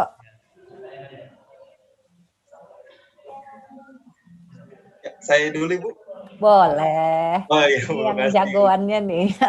Oh, Soal enggak. nulis esai. Nanti saya tambahkan. Silakan Mas Imam dulu. Baru belajar. Siap, Ibu. Terima kasih sebelumnya untuk Mbak Windy Winata ya. Untuk bagaimana sih menulis esai agar bisa diterima. Pertama yang paling penting adalah jujur ya. Jujur dari diri sendiri. Tulislah apa yang sesuai memang yang telah Mbak Windy lakukan ya. Dan pengalaman-pengalaman yang udah dilalui selama ini. Dan coba dirunutkan dari apa sih yang akan ditargetkan. Ini kan esai ada macam-macam ya, misalnya terkait kontribusi, atau yang kedua terkait apa yang akan kita lakukan setelah menjadi seorang mahasiswa atau setelah lulus dari mahasiswa. Ada banyak sekali esai. Tapi kalau misalnya terkait kontribusi, saya ambil contoh kontribusi di Indonesia misalnya, maka pastikan ya tadi pertama jujur itu udah paling penting. Tuliskan apa adanya tentang kamu. Kemudian yang kedua, beri sedikit kontribusi itu tidak melulu sesuatu hal yang besar ya. Itu yang perlu ditekankan. Jangan sampai berpikir seperti harus melakukan sesuatu yang besar sampai tingkat level nasional atau provinsi. Tidak, cukup di lini keluarga atau bahkan sekolah saja. Jika itu menurutmu adalah valuable, itu sangat bermakna, tuliskan, sampaikan di esai tersebut. Apa kontribusi yang telah kamu lakukan untuk Indonesia. Kemudian jika esainya itu terkait tentang untuk bisa diterima di salah satu esai tentang kontribusi, setelah itu bisa juga terkait kamu menulisnya sangat-sangat realistis. Misalnya kamu bidangnya sains, realistisnya apa sih setelah lulus di bidang itu. Jadi jangan terlalu muluk-muluk juga nulisnya. After setelah lulus, misalnya aku ingin melakukan sesuatu hal yang besarnya besar banget yang orang pembaca pun akan bisa mengukur ya. Kamu nggak akan mampu melakukan itu dalam waktu sekitar 3-5 tahun jangka pendek ya. Jadi perlu realistis juga. Jadi selain tadi jujur, kemudian tuliskan memang apa adanya, tidak perlu dibesar-besarkan, dan juga kalau diminta untuk apa sih planning ke depannya setelah lulus nanti, maka sampaikanlah itu yang sangat terukur ya, yang terukur saja dengan apa yang mungkin bisa kamu lakukan. Jadi orang pun realistis, dan salah satu reviewernya biasanya ada dari psikologis ya Bu ya. Jadi itu sangat bisa membaca kamu orangnya benar-benar true atau hanya semacam yang penting dapat beasiswa dulu deh gitu. Jadi dibesar-besarkan. Itu juga peluang lulus administrasi jadi kecil kalau seandainya terlalu membesar-besarkan. Mungkin itu saja dari saya, tapi lebih ke spesifiknya itu tergantung esainya jenis apa. Mungkin kalau udah tahu esainya jenis apa, nanti bisa bantu untuk arahkan. Ya, mungkin akan ditambahkan sama Ibu Heti, Pak. Ya, sebetulnya udah cukup lengkap. Jadi kata jujur itu berarti kalian memang harus membangun, ya, membangun sesuatu terkait dengan kehidupan kita sendiri itu sedemikian rupa gitu, sehingga ketika kita jujur tetap isinya bagus gitu kan. Jadi tidak ada beasiswa itu yang bisa kita dapat di depan mata ya. Biasanya kita minimal, apalagi kalau keluar negeri itu 1 tahun ya Mas Imam ya. Tadi Mas Imam aja lama banget tuh persiapan dirinya dengan berbagai. Nah, jadi pada saat ini kesempatan kita memulai gitu. Jadi apapun yang teman-teman lakukan yang sifatnya berkontribusi bukan saja kepada diri sendiri tapi kepada lingkungan, itu akan menjadi bermakna ketika kita menuliskan esai, ya kan? Jadi dibangunlah gitu. Makanya cerita diri itu sekaligus menjadi action kita gitu. Kita ingin jadi profil atau figur yang gimana kalau orang bertanya, ya kita ciptakan supaya kita seperti itu. Jadi kita nanti nggak perlu bohong gitu kan. Nah, jadi kira-kira sih kalau esai, tapi kalau dari sisi teknisnya ya pastilah ya, namanya sebuah esai kan bukan cuma olah-olah kata aja supaya enak dibaca, menarik. Tapi memang ketajaman pemikiran kita nanti kan kelihatan dari situ gitu kan, tentang misalnya struktur berpikir kita gitu, terus gimana kerangka tulisan kita tuh satu paragraf ke paragraf lainnya juga berhubungan. Nah, oleh sebab itu hal seperti ini tuh bisa dipelajari juga. Kemampuan literasi kita terutamanya menulis itu memang rendah ya. Jadi karena kita tidak dibiasakan, sebenarnya kalian coba deh dari mulai sekarang juga belajar menuliskan suatu hal yang ingin kita kemukakan secara efektif dan kemudian bisa ditangkap orang tuh dengan baik tuh seperti apa. Apalagi kalau nanti model diskusinya seperti apa tadi Mas, yang leaderless gitu ya. Ya kan, leaderless group discussion. Berarti di situ diuji juga kepemimpinan kita ya. Kemudian juga bagaimana cara kita membuat convince orang untuk mengikuti kita kalau kita yang memimpin dan sebagainya. Jadi kayak public speaking pun akan mempengaruhi selain kita tadi menulis gitu, dan itu bisa dipelajari kok semuanya ya. Oke. Cukup mungkin. Oke, kita mungkin bisa masuk lagi. Oke teman-teman, kita mungkin bisa langsung masuk ke pertanyaan selanjutnya. Sorry, saya ganti di. Ini dari Ilham Faisal Anwar kepada Mas Imam dan Ibu Hetifa. Bagaimana sih cara kita dapat meyakinkan kepada para interviewer beasiswa untuk meyakinkan mereka? Hal-hal apa saja sih yang harus kita siapkan untuk tahap interview ini? Nah, itu tadi ya Mas Imam ya, kemampuan kita mengemukakan isi pikiran kita dan kemudian juga memahami. Jadi kalau kita tuh interview sebenarnya bukan cuman apa yang mau kita omongin yang penting, tapi kita juga harus mendengar. Kemampuan mendengar tuh juga harus diasah. Jangan kita satu arah gitu, pokoknya aku mau ngomong ini. Tapi dengarkan juga pertanyaannya apa. Jadi kita paham betul gitu yang ditanya apa. Jangan nanti yang ditanya A dijawabnya B, ya kan? Nah, kita harus punya kemampuan tadi menangkap apa yang orang ingin ketahui tentang diri kita, dan kemudian tadi kita menyampaikannya secara efisien kata-kata ya. Jadi jangan muter-muter-muter, ujungnya apa gitu kesimpulannya. Nah, itu yang penting.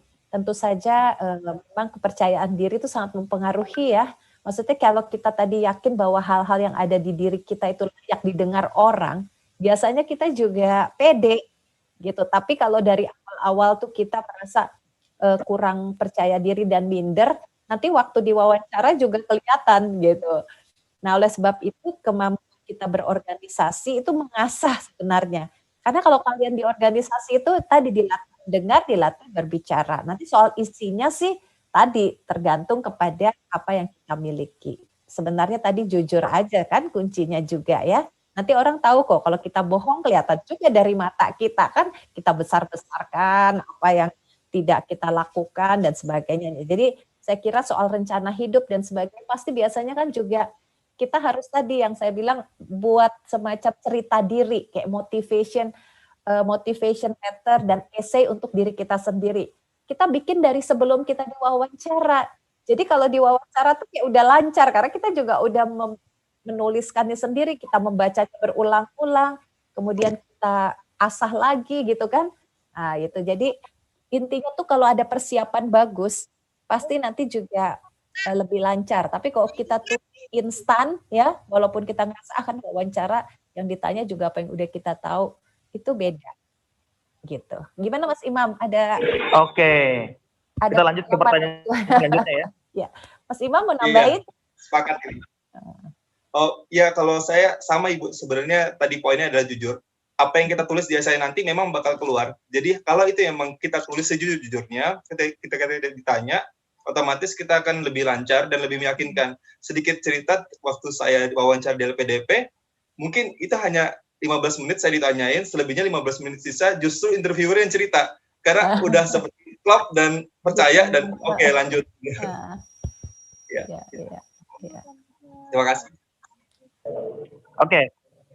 Makasih Pak Imam, Ibu Hetifah. Kita masuk ke pertanyaan selanjutnya nih.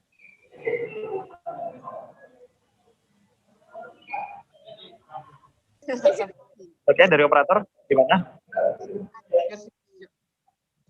Pas kami ke Tanjung, guys, awas dalam ketua berdinya kuning. Oke, ini ada pertanyaan selanjutnya nih. Itu yang yang tadi ini, yang kedua. Nah. Ilham udah. Mungkin dari operator next mungkin. Next. Oke. Ini dia dari salah satu pelajar, Bu. Diperkenalkan, nama saya Haryadi dari Bontang. Bu Hetifah, saya pengajar honor di sekolah SMP 4 Bontang. Saya lulusan S1 pariwisata di Yogyakarta dan saya ingin melanjutkan S2 di bidang kepariwisataan. Kebetulan saya mendapatkan penghargaan sebagai pemuda pelopor berprestasi juara 2 oleh pemerintah Provinsi Kalimantan Timur tahun 2015. Apakah ada jalurnya, Bu? Setahu saya kemarin kan kita diskusi nih dengan Kementerian Pariwisata. Mereka tuh punya 8 perguruan tinggi, sekolah tinggi pariwisata dan bagus-bagus ya. Seperti di Bali ada, di mungkin Makassar ada, di Palembang ada gitu. Nah, jadi mereka juga memberikan beasiswa gitu. Nah, hanya mungkin problemnya ya karena sedikit mungkin beasiswanya. Jadi kadang-kadang tidak terbuka, tidak mungkin dipublish. Kita di Kalimantan Timur tuh kan sering ketinggalan info tuh, Mas Imam. Jadi mungkin itulah sebabnya ya, nanti mungkin kita jembatani kalau memang ada peluang, karena saya sudah yakin nih bahwa beasiswa ada. Bahkan sebenarnya, ini sayangnya Sekolah Tinggi Pariwisata ini kan dibiayai oleh APBN dari Kemenpar. Sementara untuk pendidikan S2 seperti beasiswa unggulan untuk S2 kan di Kemendikbud. Nah, Kemendikbud itu kalau saya memberi S2 beasiswa unggulan tuh nggak boleh di Sekolah Tinggi Pariwisata, Mas Imam. Gitu. Nah, akhirnya kita mendesak, kalau gitu kalian harus bikin beasiswa sendiri dong. Gitu. Dan ada sih, mudah-mudahan tahun 2021 ada. Nanti kita itu ya, mudah-mudahan ingatkan melalui HSA, kita akan coba mungkin seleksi beberapa orang dari Kaltim, Haryadi kalau berminat mudah-mudahan bisa ikut serta. Terima kasih. Oke, makasih responnya Ibu. Mungkin ada satu pertanyaan lagi kali ya, yang bisa kita karena waktu kita terbatas nih. Ntar kalau misalnya ada beberapa pertanyaan yang tidak terjawab, kita akan coba respon nanti dari kontak-kontak yang kita punya teman-temannya di grup kita kan udah ada tuh. Ya. Oke, ini dia dari Eka Hafiz. Hafiz, Assalamualaikum warahmatullahi wabarakatuh. Selamat sore semuanya. Izin bertanya kepada Ibu Hetifah. Apakah tahun depan akan ada program bantuan S2 kembali, Bu? Khususnya S2 Ilmu Politik. Sekian pertanyaan saya, kurang lebihnya mohon maaf. Terima kasih. Ini Bu, dari Hafiz kepada Ibu Hetifah. Makasih Hafiz pertanyaannya. Pasti Mas Imam jawabnya pasti ada ya Mas Imam. Karena kan seperti tadi beasiswa sebetulnya sih harusnya ada lah gitu. Harusnya ada. Mudah-mudahan 2021 masih. Nah, memang kita tuh sedang mengevaluasi ya, karena memang S2 dan S3 ini nggak sebanyak yang kita inginkan sebenarnya, yang butuh banyak sekali. Tetapi untuk yang dalam negeri ya terutamanya. Selain itu juga tentunya dari Provinsi Kaltim juga kan ada ya beasiswa. Nah, jadi pasti ada sih, apalagi ilmu politik. Paling tidak kalau beasiswa unggulan kan masih ada ya. Saya kira bisa dimanfaatkan juga oleh Hafiz. Semangat ya. Tentu saja nanti setiap beasiswa ada prosesnya, ada prosedurnya kapan. Nah, itu ya teman-teman harus, misalnya beasiswa unggulan tuh bulan Agustus. Nah, sebelum itu harus dipersiapkan lah. Seperti beasiswa unggulan itu kan kuncinya Mas Imam lebih ke proposal ya. Pertanyaannya itu proposalnya itu semacam essay juga gitu. Misalnya kalau kita nanti jadi penerima beasiswa ini ada kesempatan, apa yang akan kalian lakukan sesudahnya? Nah, itu harus disiapin ya. Kalau kalian juga tidak punya plan yang jelas seperti tadi Mbak Kaca sampaikan ya, karena aku pengen ke Jawa gitu, atau karena aku apa. Nah, harus ada sesuatu yang convincing ya, meyakinkan bahwa tidak apa yang diberikan oleh negara untuk pendidikan kalian itu akan sangat bermanfaat bagi Kaltim khususnya. Itu aja. Oke, semoga menjawab ya, Hafiz. Terima kasih, Bu. Mungkin satu pertanyaan lagi nih, karena saya masih punya satu door prize lagi buat teman-teman. Mungkin ada tadi satu pertanyaan yang terlewat tuh, sebelum Hafiz tadi ada satu. Oke, ini pertanyaan dari Angga Saputra. Apa tantangan kuliah di Jepang? Apa saja yang harus dipersiapkan dan bagaimana cara beradaptasi dengan pembelajaran, terutama belajar bahasa Jepang? Nah, ini nampaknya akan diarahkan ke ini nih, Pak Imam nih, atau ke Ibu Etiva juga, kalau boleh ingin menambahkan, boleh.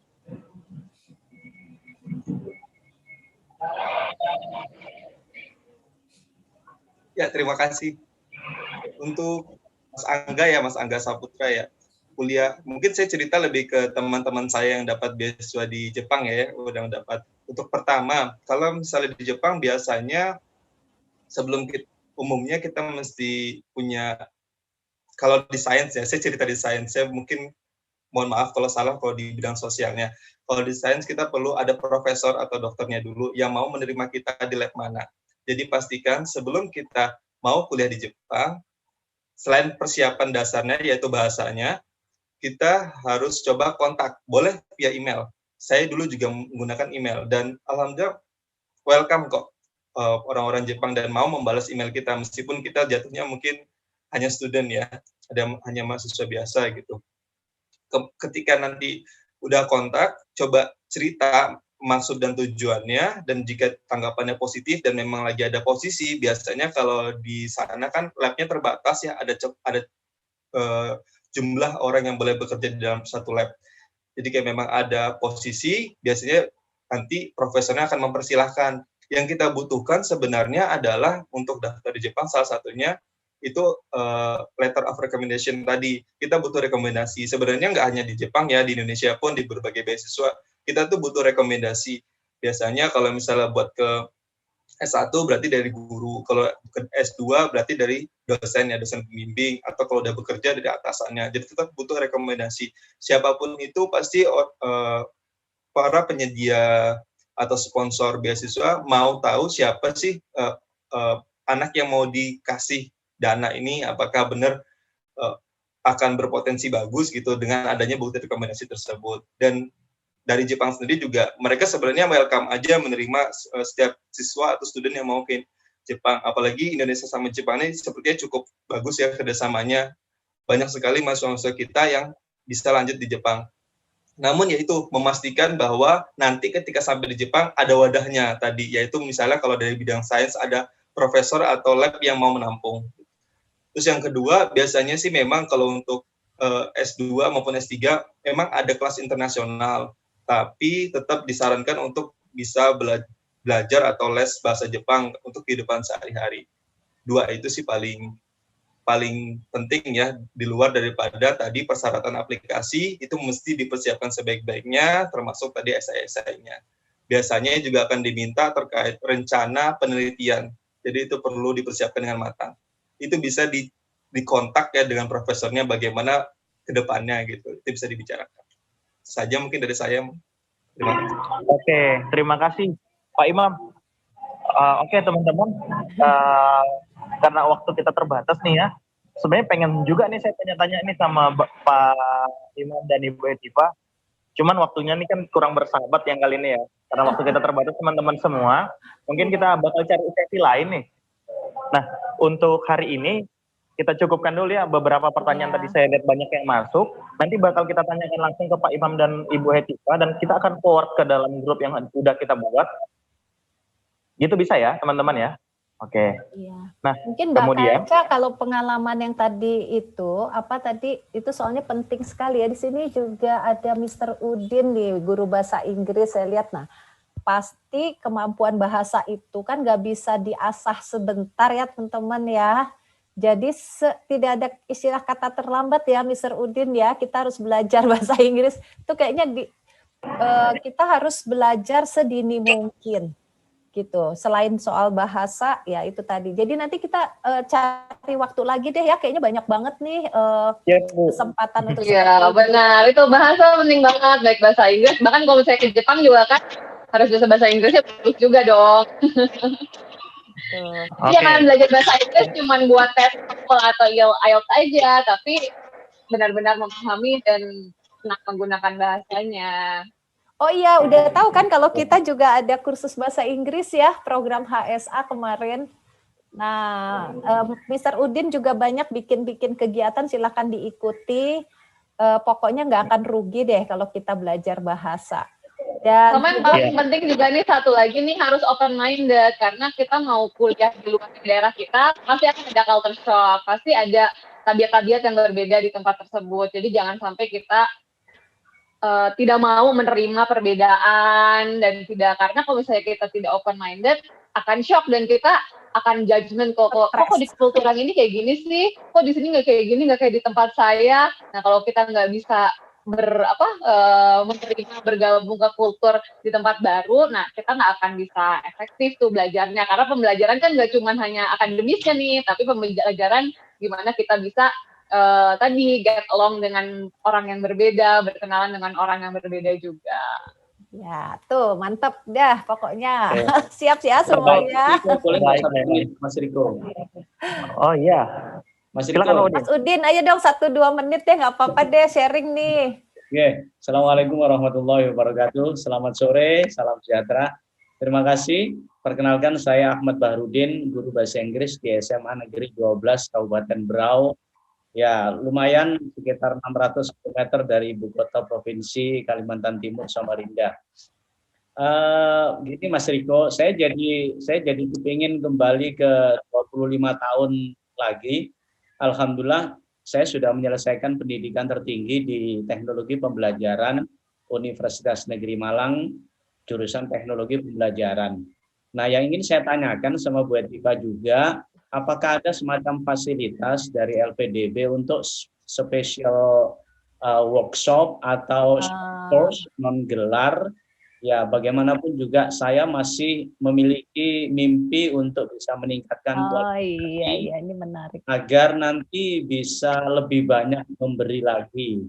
Iya, betul. Karena dalam beberapa tahun terakhir, insya Allah Ibu Hetipa sudah paham, saya menekuni dunia lain, yaitu sebagai public speaker dan juga education consultant and motivator. Mudah-mudahan dengan adanya short course atau workshop, saya bisa lebih meningkatkan kemampuan saya dan insya Allah bisa memberikan lebih banyak bagi teman-teman guru pada khususnya, karena guru-guru di Kalimantan memang luar biasa, harus dipacu lebih tinggi lagi, lebih semangat lagi untuk bisa meningkatkan kualitas dan kualifikasi diri. Dan saya apresiasi sekali, terima kasih, mudah-mudahan Bu Hetipa juga memberikan chance atau ada channel untuk mengikuti semacam workshop atau short course, apalagi itu di luar negeri. Iya. Kesempatan yang luar biasa, insya Allah saya akan mengejar. I'll go for that. Terima kasih buat kita. Semangat juga nih, rupanya bukan cuma yang 25 tahun ya, semangat ya Riko. Ini jadi masukan deh Imam, kayaknya kita sama-sama bantu ya, dan saya sangat yakin nih sebenarnya kesempatan ini sangat banyak, walaupun karena COVID sementara memang hanya untuk mereka yang punya tujuan bisnis ataupun ini dulu yang boleh. Namun dengan adanya pembelajaran virtual, sebenarnya sekarang banyak sekali open course ya kan, yang bisa disediakan, bukan begitu ya Mbak Kaca ya, dari berbagai perguruan tinggi internasional yang bisa kita ikuti secara gratis, ya kan? Iya, jadi agenda-agenda buka Coursera, Udemy, atau ke website universitas masing-masing itu banyak loh yang bisa kalian pelajari juga. Ya berarti singkat katanya Riko,